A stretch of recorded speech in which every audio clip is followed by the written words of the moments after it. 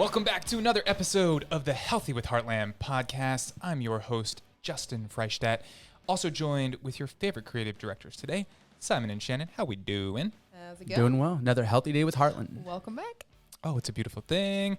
We've got a great topic for you today. We're going to be talking about flash frozen versus fresh, the benefits, the downsides of all of it, and also accelerated defrost times and the best way to defrost your flash frozen product with Heartland Foods. Yep. Sure are. So let's send it over to Simon and Shannon for some announcements. All right. Let's do it. Welcome back, Heartland family. Just a couple quick announcements for you.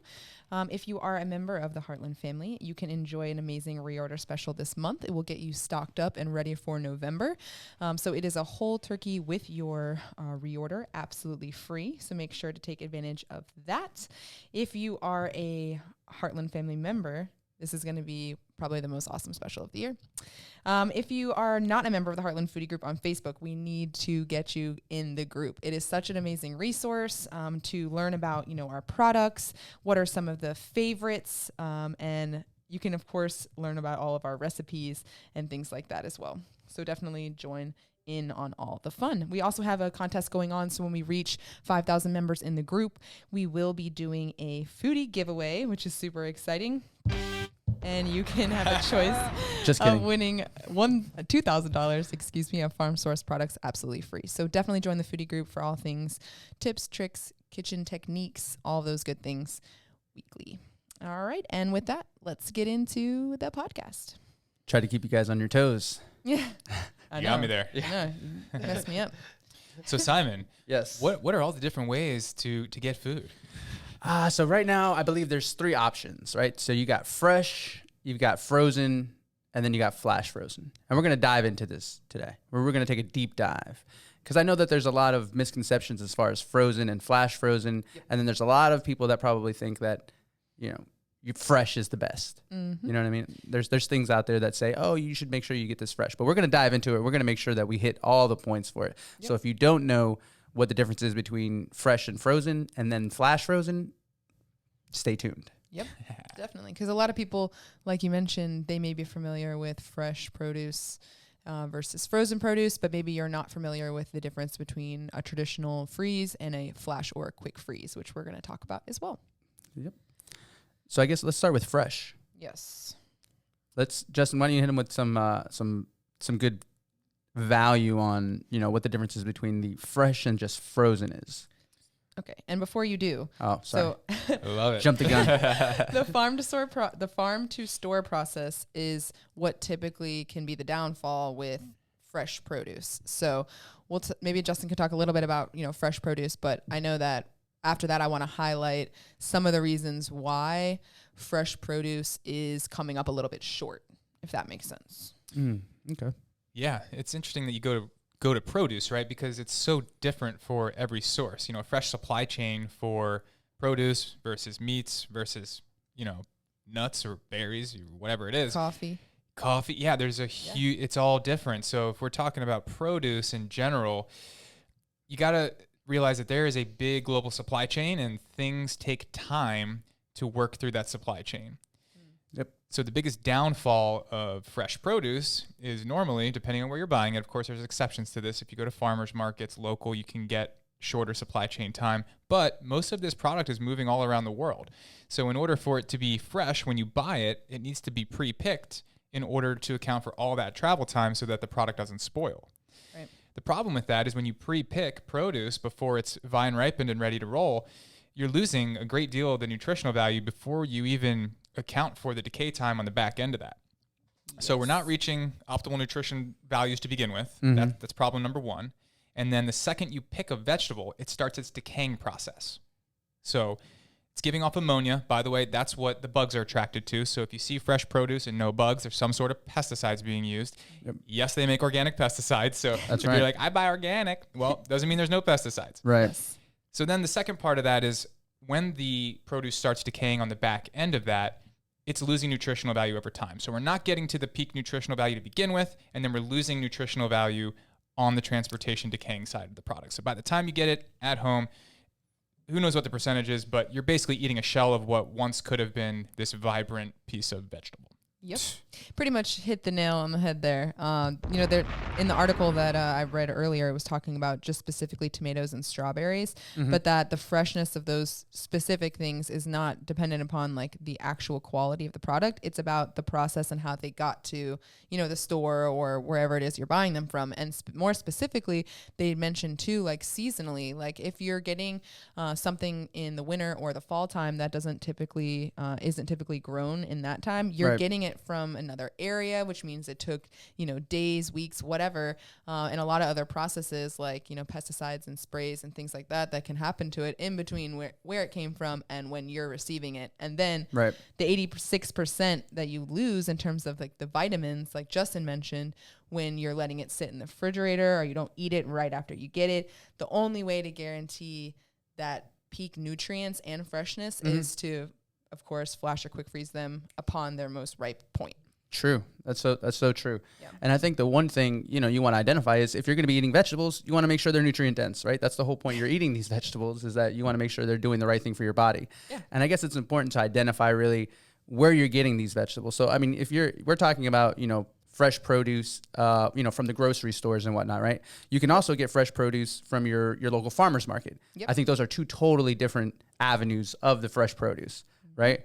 And then I think even in those kind of areas, you have at the farmer's market, you can go to the actual farmer and ask them, what are you growing this produce with? Well, you have to, yeah, right? Because just because it's at a farmer's market doesn't mean that they're using the proper processes. So it's all about, educating yourself on, the questions to ask, which we always talk about is like, what should I be asking to find out if this is, what it says it is or what I'm looking for. So that's, the first off. And then secondly, if you are going to be buying fresh produce at all, what I kind of gathered from it is that, of course, the source has to be good and you want it to be organic. You don't want pesticides and things like that, but you definitely want to eat it as soon as possible. It doesn't seem like you want to let it like sit around sit out or sit in the fridge for long periods of time, because they say even like things being like they say put stuff in a cool, dry place, right? Well, I mean, technically the refrigerator is cool, but it will reduce the quality of nutrients, and especially like vitamin C and vitamin B, they said, gets reduced like by 80% in like the first 3 days that it's sitting in the refrigerator. So that's crazy. Yeah. Now there is a hack though for this. Okay. So, our Ultravax from Carico extend the shelf life, and that's because all of those things that you're talking about require the presence of oxygen. Right. Okay. Yeah. So if you use a vacuum sealer or Ultravax like we have, where it's basically Tupperware where you suck all the air out of the Tupperware, you're going to dramatically extend the shelf life of fresh products. Yep. Which I love that, because the one thing I really hate, and Shannon can let you know this, is wasting food. It's the worst. Like when you buy fresh produce or something like that, and like this is probably, like you're on that time now where if you're buying strawberries, I mean, they're probably not going to be so good for that long. Yeah. You know what I mean? Like back in July when they were in season, you had plenty of time. But now, like when you're buying fruit like that, like there's been times where we'd buy certain fruit from the grocery store and then have it at home, and 2 days later, it's already starting to mold and rot. Maybe even like a day or so. Right. It's the hardest part of Instacart. I mean, this just happened to us this week, like I'm never Instacarting fruit ever again. Right. I'm just not doing it. I mean, we literally, it got in, I opened it up, and there's mold all over the strawberries and the blueberries. Yep. And that totally eliminates the reason why you ordered Instacart, because now if you want to return it, you're going to have to go back to the store. Right. The whole point's saving time. Believe me, we have been through this many times. Yep. Yes. That's my biggest pet peeve is wasting food. You know what I mean? Like if you can get to it, get to it. That's why I love frozen produce and frozen meats and vegetables, because you're not on any timeline. We say this all the time. There's no timeline for that. And especially with our flash frozen. So you go from fresh to frozen to flash frozen, and that timeline, I feel like it increases, and it keeps the actual, the integrity of the product. Yeah. Really. So that's my biggest pet peeve is just literally just wasting food. And if you're wasting food and you've done that, put that in the comments, hate wasting food, hashtag, cause it's one of the, like that for me at least. Yeah. One of those things, but yeah, definitely. And then I can also tell the difference between, I feel like I'm a lettuce snob now, between your lettuces that you're getting at the grocery store, Store-bought. and then something that you're getting from like the farmer's market.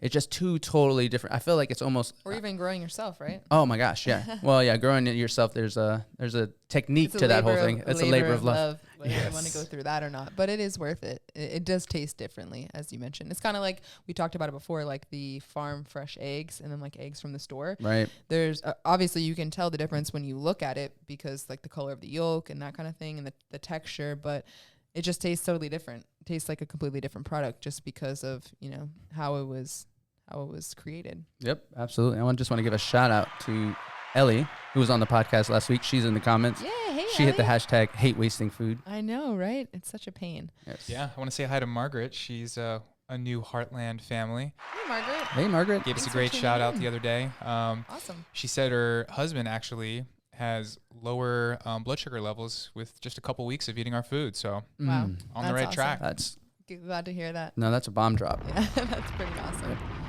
That's what good quality food, will do. Mm-hmm. And we talked a little bit with Elise about that too. Just macros and the difference that a high quality product will make in your results, Yep. everyday life and everyday health. And the process of that freezing is what's going to make sure, getting that the integrity of the product when you're eating it is going to keep that nutrient density there. Yeah. So not only the process of like how it's frozen and preserved, right? But we talk about like how you're going to prepare the product. So I think earlier you mentioned like if you're going to be eating vegetables, you might as well get the nutrients out of them that you want, right? No point in eating vegetables if there's no nutrients. So or I anything think, for that matter, really. Yeah. Yeah. I mean, it's all fuel. Yeah, definitely. So we always give that whole example. It's like, like a car, right? Like if your car is required to take 93 octane and you're putting diesel in it, what's going to happen to the motor? Blowing up. So it's the same thing with your body. Yeah. You got to make sure you're making like that high quality, high nutrient dense products is what you're eating. And if it's not, there's no need, it's no need for it. Now I'm not saying cookies and stuff like that because I've been You've been known to enjoy a cookie or two. Yeah. But that's okay. Won't say any Yeah, names. yeah. Right? It's just on that same day, just make sure you've got the nutrition. That's Yeah. right. So, I mean, that's kind of my rule. If we're having a cheat meal or a cheat day, that's fine, but it doesn't mean that I skip my athletic greens or my Yep. doTERRA. Like, I need to get that nutrition in, even if I'm going to have bad food, it's going on top of Yeah. the good stuff. Yep. Yeah. Because then it'll That's outweigh true. it. Because it's not like you can just slam. Well, these 80-20, things. right? Yeah. You're doing 80% of the right things and 20% you got to live. That's right. We go over and over on that. But yeah, I totally agree. And then Go ahead. No, where I was going was Yeah. that it's super important how the products are, preserved, and that's why we talk about the difference between regular freezing and flash freezing. But the second part is how you're preparing them, and we've done videos and we've talked a little bit about it in the past, but especially with vegetables, like we have the waterless cooker where you can basically steam your vegetables, and steam has been proven to be the best method to cook and prepare anything fresh in order to maintain its nutrients. So that specifically applies, with produce and vegetables. So makes sense when you think about it because, even cooking with fire or anything like that, you have the carcinogens that are going to go with it. But with steam, well, I don't know that there's... and water too, because they talk about there's a lot of vitamins that produce has that actually are water soluble. So as soon as you put them in water, it sucks it all you're out. losing that portion immediately. Yeah, I mean, in a perfect world, you don't want to cook the vegetables at all, Right. right? Mm-hmm. If you're gonna have to cook it, the less water, the better, right? So if you're gonna boil them, you're gonna lose all the nutrients. You're boiling them into the water. You pour out that green liquid, or if it's carrots, it's like literally the color of what was the thing you're cooking, right? Mm-hmm. If you go to steaming, it's better. It's still not the best though, because you are using water, just less of it to cook. So you're gonna get some loss that way. Waterless cookware is the very best way to do it. Right. Yeah. No water, keep all the nutrients. That's the way to go. Yeah. Hands down. They said actually if you steam your vegetables, you can boost levels of antioxidants, vitamin B, phytochemicals, and carotenoids. So why not? Yeah. You might as well. And if you don't know what any of that means, like me, it's a good thing. Well, you probably want vitamins and antioxidants Absolutely. and nutrients. So yeah, I would say it's a good thing. And we have to protect it more now than ever. The soil depletion problem. I mean, we don't get the same nutrients out of food that we used to. So That's unless correct. these are being sourced from regenerative farms that rotate the pastures, Right. nutrient cycle, even still, we are not going to get the same nutrition that we did 50 years ago. No. Right. So you're going to have to add some supplementation on top of it. Yeah, Yep. we're already at a deficit, so you might as well Yeah. try to maintain as much nutritional integrity as possible. 100%. Yeah. Thanks industrial ag. That's who you can thank for that. You know what I mean? Honestly, like that's Yeah. bigger, fatter, faster, cheaper. That's how it happens. Yep. You start to cut corners, you start to lose nutrients. Mhm. Now you're dealing already with a product that is, less than, Mhm. when you think about timing wise. So, Yeah. It's segmentation. That's the biggest problem. yep. And I guess what I mean, maybe I should explain what that means. Please explain. Yeah, I mean, when you divide things out, right? If you have a regenerative farm where we're planting multi-species of grasses and there's multi-animals that are fertilizing and we're growing lots of different things, all of that ecosystem is feeding each other and adding more nutrient density to everything. Big ag segments everything. Right. We're growing nothing but corn here. We're growing nothing but soybeans here. And then we're going to till that land, reuse it. There is zero nutrient density to that soil that they're artificially growing this food on. Wow. So Yeah. where it comes from is everything. And the hardest part about this is when it shows up in the store or you got it from us, to the naked eye, you probably can't tell the difference. Right. And that, on top of that, they're doing a lot of things to it to make it look that way as well in the store. Oh, yeah. We talk about that a lot as well. Yeah, the way that they package it, and Mm-hmm.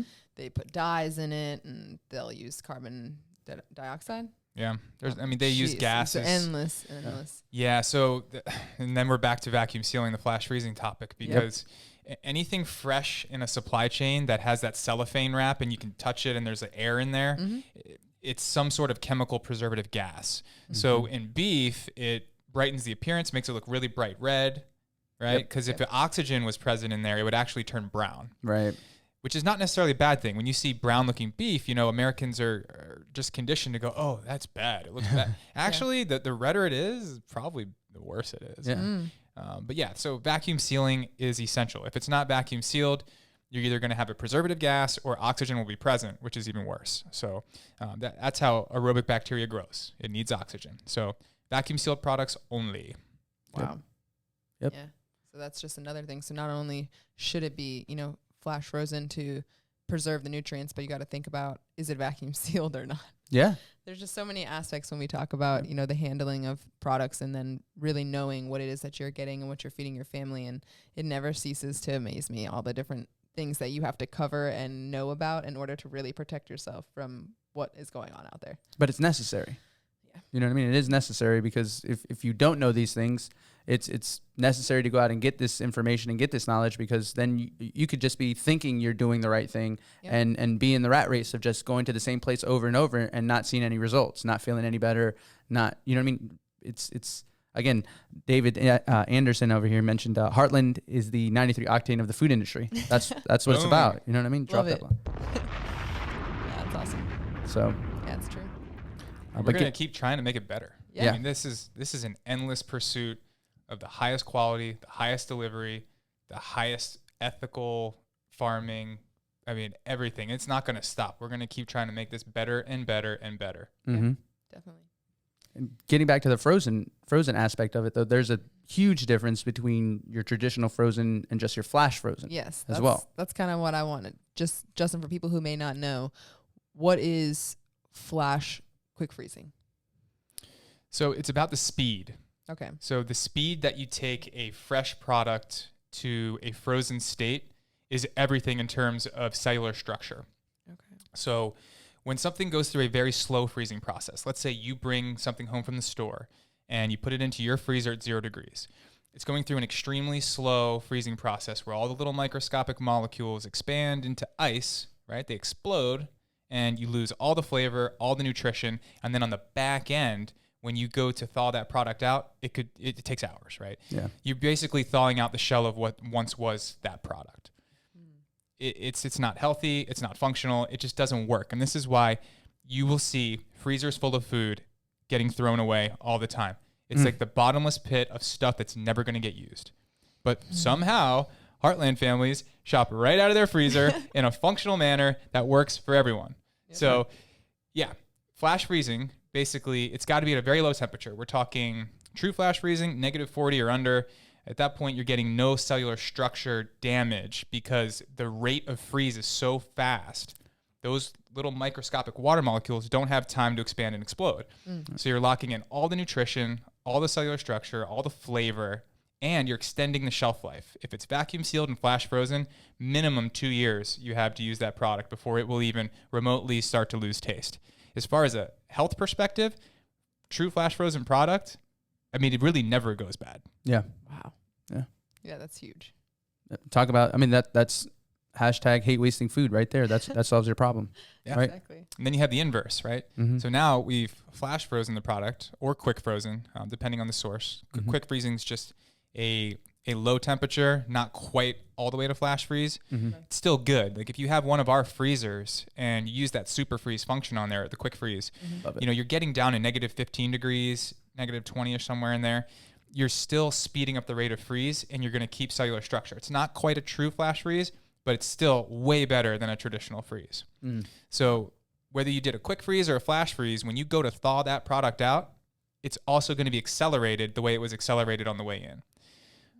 Use warm to hot water, okay? This thing about thawing in cold water, it doesn't work, okay?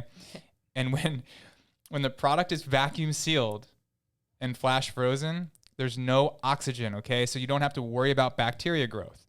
You can thaw our products in as hot a water as you want.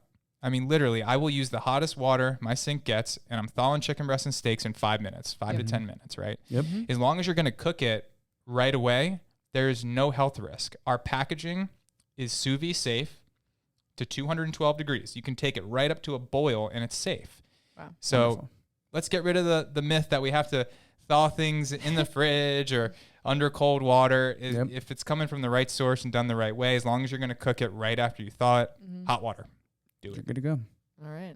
It makes it faster. I mean, I think that's one of the largest reasons why Heartland families shop with us is we're saving them that time. Yep. Whereas they used to have to go and be like, oh, I guess it's Chinese today, or it's pizza day, or, you know what I mean? It's some other sort of eating out aspect, as opposed to, you know, being able to just go to the freezer, thaw something out in that time frame, and being able to have a fresh, nutritious meal. Well, I say fresh, Well, yeah. a nutritious meal No, but right there on the said table. it, you know, I mean, shopping in your freezer. Your freezer's right there. You Yep. go out. What do I got? And then you can whip up whatever you'd like. It's like the creative chef's dream. I don't know. It's just wonderful. Yeah. I think it's important what you just said. We need to kind of redefine what fresh means. Yeah. Yeah. You know, because our flash frozen products are fresher than fresh. Yep. Yep. So really, I mean, it's the new fresh. Flash new frozen is fresh. the new fresh. That's That's right. it. I like it. And Just if you start don't, calling it fresh frozen. yeah.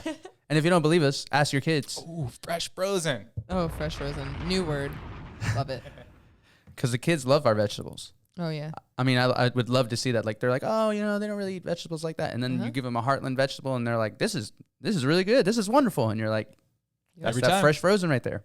Yeah. So, yeah, That's pretty cool. absolutely. Yeah. And we're having fun today. Yeah. So, I mean, we've pretty much covered, you know, the fresh aspect of it. I do want to get into one thing as well on that whole fresh frozen topic, because there's a lot of people that think that they're buying fresh, like fish, you know what I mean? Fresh seafood. They're like, oh, I only eat fresh seafood when it's fresh, and they're getting it from the supermarket. Yeah. And I kind of want to put that to bed as well. It's like, are they really getting just the straight fresh, the freshest fish from the grocery store? Well, it's not just fish. I mean, it's chicken. It's kind of like, you know how Wendy's and all these places, they're fresh, never frozen. Right. Okay, well, that's not what's happening, guys. Okay, so if they put it at 32 degrees and it's like 90% frozen, like sort of not frozen, okay, it's still considered fresh. And that's how they transport this stuff, right? So it's in that intermediate state where it's kind of frozen, kind of fresh. Same thing with all that chicken in the store. I know for a fact you've all had this experience. You go in the grocery store, you're in the fresh section, right? And you grab some fresh chicken and it's like half frozen. Yeah. Yeah. They're thawing it out for you. Yep. Wow. Yeah. You're not buying fresh products. You heard it here first. Yeah. And the custom cut man making an appearance. He's in the comments. He's Zach, by the way, if you didn't know. Nice. Zach, the custom cut man. He's in there. He's like, what you buy at the grocery store is thawed. It's not fresh. Exactly. Exactly. He's echoing that. So drop the Yeah. bomb for the custom cut man. So it's right. not just seafood, like you mentioned. It's Yeah. chicken. It's all of it. Seafood's wild Yeah. because it's the most global unregulated supply chain. Oh man, you want to get into this? Yeah, just Right. a little. Okay. Here's how commercial fishing works. Well, there's a bunch of ways, but the people that catch the fish are not the people who process the fish, are not the people who pack the fish. I mean, this is going from place to place.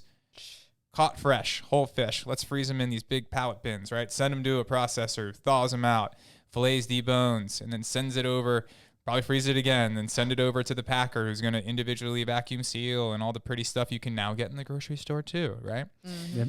Well, by the time you get that product, it's been frozen, thawed several times. And that's what destroys the quality of seafood. Yeah, so if you're wondering why, whatever you're making, maybe isn't tasting how you'd like it, or, maybe it tastes more fishy than you expected, Right. that could possibly be why.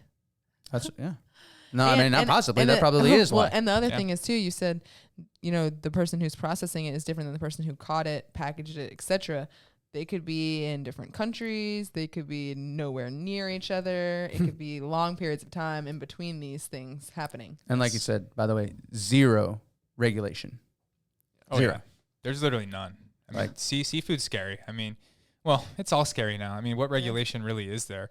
Yeah, I sure. mean, the World Trade Organization's running everything now. So, I mean, they, again, as long as that final packaging takes place here in the U.S., they can put product of the USA right on the label. It is impossible now, literally impossible to know where your food's coming from unless you know the exact farm source and you have a full audit trail from soil to shelf. And I don't know very many places other than us that you can get that. Yep. Yeah, that's true. Yep. Because most like food delivery services, they don't know the farms where they're getting their products from. They couldn't tell you. Even Most if they grocery stores don't. Even if they wanted to. And then No, if I they mean, did, you said it before. You could walk up to any meat counter and ask them where their steak is coming from, and they have no clue. they may have no clue. The Midwest. Yeah. Exactly. That's my favorite restaurant answer too. Oh, where what farm do you guys use for the steak? Oh, let me go ask the chef. Midwest Farms. Yeah. Okay. Yeah. Great. So I know nothing. Thanks. I'll have the chicken. Exactly. Yeah. Yeah. It's better than not knowing, right? And that's why we all have Heartland. Yep. Yep. Or I mean, even your local farm co-op. You know what I mean? Even that's better than just going, you know what I mean? In the same, like, yeah, again, we always say it. You have to vote with your dollars. So if you're out there and you're pumping money into these food chains, you know what I mean? And I'm not talking about restaurants. I'm talking about these grocery stores. If you're doing that and you're pumping them all, with this money, they're just going to keep, that's going to stay in that. Supplying those Exactly. It just keeps products, supplying the same products. The same thing keeps happening over and over and over again. Yep. At a certain point, you got to put your foot down. You got to vote with your dollars and, hey, you know what? I'm going to help out this local farm, or I'm going to find this family-owned business that's done all the work for me, and they already know the sourcing, and they've done all that kind of stuff. So you got to find something like that to really help your family and to make, this industrial ag, this whole thing just stop. That's it. That's the only way. Don't support the big supply chain. I mean, that's really it. Yep. Get it from a local farmer. They can't afford to go get pretty labeling and certifications, but what do you need that for? Right. You don't. Right. It's a total scam anyways. Drop the bomb for that, because sometimes these marketing packages are, you know what I mean? Like, people are like, oh, it says all natural, or it says this, or, you know what I mean? And organic, that's the big one right now. Everybody's like, I only eat organic. Right. And most of the people don't even really know what organic even entails. Yeah. You know what I mean? I eat farm specific. Okay. Right.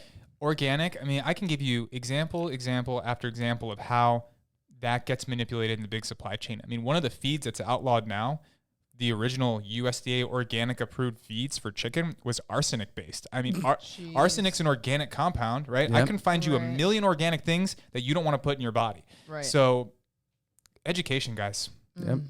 And if you don't want to do the education, just trust somebody who's done it. That's right. That's what we always talk about. It's so huge is that we've done all the work for you, right? Justin, one of your huge passions is farm sourcing and sourcing these The products, sultan of finding sourcing, Shannon. You cleaner, have to- safer, healthier food for families. This is what we do, people. Yeah. Yeah. And it's finding the balance, right? Because you want the healthiest product, most ethical product, but it's got to be packaged the right way. Yeah. Right? It's got to taste good. You can get the healthiest thing in the world if it doesn't taste good. So you're balancing all of these things to bring the very best of all of it. Right. Right? It's got to be the best combination of health, flavor, safety, everything. And more than ever is just the ethics behind humane animal handling, taking care of our land. We, like Matt Meyer says, we got 60 harvests left. How is, when we talk about the biggest problems in the world, how are we not talking about the fact that we won't be able to produce food in 60 years? Crazy. And just, I can't. I don't That's- even know where to start. That's 59 summers left. That's it. That's our lifetime. We talk about the future, right? Educating the next generation, having them understand, what's going on in marketing, how things, are perceived, and what's the truth behind, what you should be supporting. Right. I think that's why it's so important. Yeah. How about this, right? We want to outlaw gas engines and EVs and lawnmowers. Right. How about we outlaw tilling machines? Get them. How about we get rid of that? Because those tilling machines that big ag uses releases more carbon that has been stored in that land than anything that we emit as humans. Why is no one talking about that? Yep. Yeah, that's true. We're talking about cars. Yeah. We're talking about lawnmowers. Right. As the big industrial agriculture machine tills the entire interior of our country and releases more carbon than all of us spit out of our exhaust pipes every year. Wow. Yeah. There it is. And we could just go deeper and deeper into it, but how we talk about, the different farms and how they could be, like you mentioned, different species, different, like animals and plants as well, both, like adding all those things in, and it's totally possible. It's totally doable. And I think we asked Matt Mayer, like, is it possible for people for farms and the farmers and, just people in general to do things the right way? Is it possible? And he said 100% yes, it is. It's just that we're not doing it. But it's like most things, right? It's people will do the easier wrong thing than the harder right thing. It's like most things. It's going to take a little bit of work. It's going to take you voting with your dollars. It's going to take people going to the grocery store and asking what farm this is coming from and then vetting that farm process. That's what it's going to take. It's going to really take that. And if we're not willing to put in the work and big ag isn't willing to put in the work, then the same thing's just going to happen. But at a certain point, it has to stop. It has to change. It's where the subsidies are, right? Because what's happening is basically farmers are being indoctrinated into a form of welfare. Right. Basically, big agriculture, they subsidize the government, actually us with our tax dollars. We pay these farmers, we subsidize their farms when they can't get a crop. When you do industrial agriculture, when the topsoil is not thick, like it doesn't hold rainwater, it takes one hailstorm to have runoff, big rainstorm, whatever, to literally run off the whole harvest. And then we have subsidies that say, okay, this happened to your farm. We're going to make sure you don't lose money this year. It keeps the farmer just over broke. Like, it's just enough for them to get by. Whereas if they were doing a regenerative agriculture concept, they could produce more, better quality food. It's more profitable for the farmer. We're talking $100 an acre they can make. Wow. In big industrial ag, they're sold on the fact, hey, you'll never lose money, but you can only make 3 to 5 cents an acre. So we're destroying our land. Yep. We're indoctrinating all the farmers into a form of welfare. The whole system needs to change. So we need to put subsidies on, okay, what we're going to do, we're going to help all of you GMO farmers. We're going to put subsidies and use that money to revive your land. It's going to take several years. We're going to fix your land, and you're going to learn how to cultivate your land and holistically manage it. And then literally the country will stop desertifying, because that's another problem. When you do big ag and you're doing tilling and you're losing the soil, what happens? When the soil's gone and that runoff goes away, what are you left with? You're left with a desert. Yep. And then the sun reflects off of that. The rain cycle stops. And now we're putting more heat back into our atmosphere just because we didn't farm the right way. If it was covered in grasslands and we're holistically managing animals on it, the entire problem solves itself and reduces the entire carbon legacy load, by the way. Yep. So, Wow. yeah, tell me what we should do with our tax dollars, because I'm pretty sure we have the solution. Right. Wow. It's right there. Mic drop. Get fired up. Mic drop and mic drop. Yeah. It's so true. Yeah. I don't know. Justin, are you passionate about this? A little bit. Seems like it. Yeah. But it's something great to be passionate about. And I ask the same questions, like, why is it this way? You know what I mean? Because it's been like this for so long, and I don't think enough people have asked the question, hey, how come food is just this way? How come when you buy chicken, sometimes there's sugar added to it? How come, you know what I mean? There's all these little things. Organic isn't really what organic's supposed to be. When you flip over the label, like you said, it's not coming from those certain things. It's time to start getting these questions answered, and then it's time to start really, you know what I mean, doing the right things and making sure you're not supporting those things, because again, it's just a circle. Yeah. I mean, that's kind of, that's why we're here. That's why we talk about all these things on the podcast, is we want to get that information out there, and we want people to, hop on board. And if you feel the same way, if you feel passionately about it, support it in whatever way you possibly can, and one of those ways is, shopping with us with Heartland Foods and protecting your family in that way. And that's one thing that, or even asking the questions, you know what I mean? Going to these farmers, going to these people, asking the questions, because now I love that we have this Heartland Foodies community, you know what I mean? Because everybody is involved and everybody's doing, we have people in the comments like David Anderson again saying Big Ag will just say, wait till later. So the more people that we have that's on this Heartland train, for lack of a better word, right? All things Heartland. Yeah. We'll just keep, you know what I mean? Keep the ball rolling, keep the questions being answered and asked, and, feeding your family this cleaner, safer, healthier food, because that's why we're in it, right? Yep. You know what's even bigger than that? Something that everyone can do. If there's one thing that you do, you don't have to sell this to anyone. You don't have to make your friends shop the same way as you. Invite them to our foodie group. At least let them see the information and start to learn. Right. If there's one thing you do, invite the people you care about to the Heartland Foodie Group. That's all you have to do. Absolutely. We'll get that information out there to them. Let them know not to come hungry, though. That's true. That's a great, Let them know. That's a great tip. Because there are plenty of delicious meals that go through there that will, if you look at it, you'll get lost and you'll get very hungry instantaneously. Yes. Don't eat with your eyes. It's true. Yeah. And if you're wondering what you should cook tonight for dinner, you could also check that out as well. There'll be multiple recommendations, which I love. Also, we're going to be putting a lot of focus on Instagram. So if you're on Instagram, follow my page at Justin Freishtat. Follow the Heartland page at Heartland Foods. Sure is. And we might even be doing this podcast live on the Instagram too. That's right. Check it out. Yep. Stay tuned for updates on the podcast. We will be posting those in the foodie group as well as on the Heartland page and the Instagram page. All right. Well, that was fun, guys. And I had fun. I'm ready for next week. Next week's going to be another fun episode, so make sure that you tune in. We also have foodie featured Jeff Wilson, who you all met in our Heartland Barbecue Brawl. He was our lucky winner. He'll be joining us at the end of this month. So a couple more fun episodes to be a part of. So definitely tune in. Don't miss out on that. And with that, Justin, you can go ahead and send us off. Sounds good. Thanks for tuning in, Heartland family. We'll be back again next week at 12 p.m. And as always, stay healthy with Heartland.